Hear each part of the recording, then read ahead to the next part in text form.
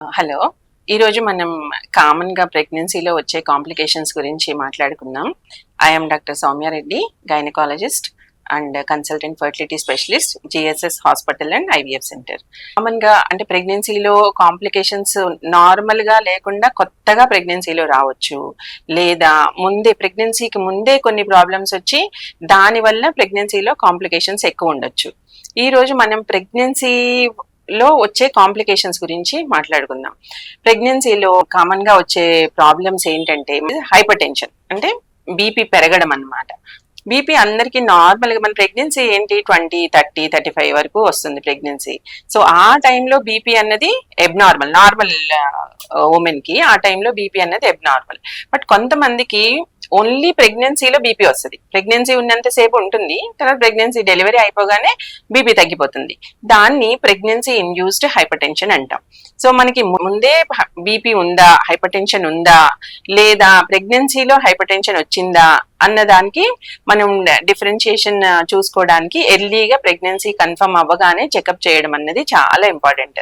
మనం first checkup లోనే BP వచ్చిందంటే అది ప్రెగ్నెన్సీ వల్ల వచ్చిన బీపీ కాదు.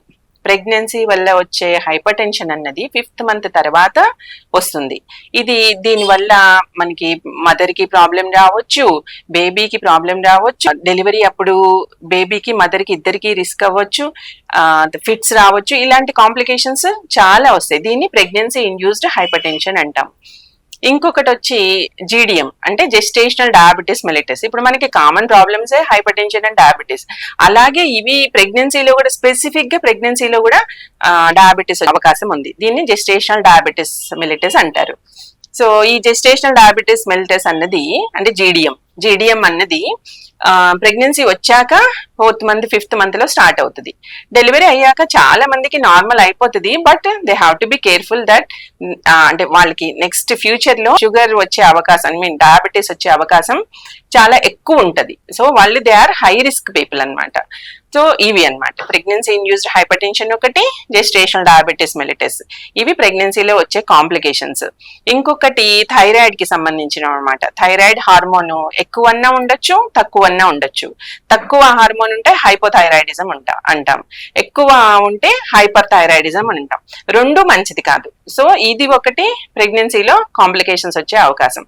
ఇంకొకటి ఎనీమియా అంటే మనకి కామన్ గా వచ్చే ప్రాబ్లం ఏంటంటే ఎనీమియా అంటే బ్లడ్ లో రక్తం పర్సంటేజ్, హెమోగ్లోబిన్ పర్సంటేజ్ చాలా తక్కువ ఉంటది. నార్మల్ గా 10 అబోవ్ ఉండాలి. 10 కి బిలో ఉంటే దాన్ని ఎనీమియా అంటాం. అలా 10 కి ప్రెగ్నెన్సీ వచ్చినప్పుడు హిమోగ్లోబిన్ 10 కి బిలో ఉంటే కనుక మనం ట్రీట్మెంట్ తీసుకోవాలి, లేదా తల్లికి బిడ్డకి కొంచెం కాంప్లికేషన్స్ వచ్చే అవకాశం ఉంటది.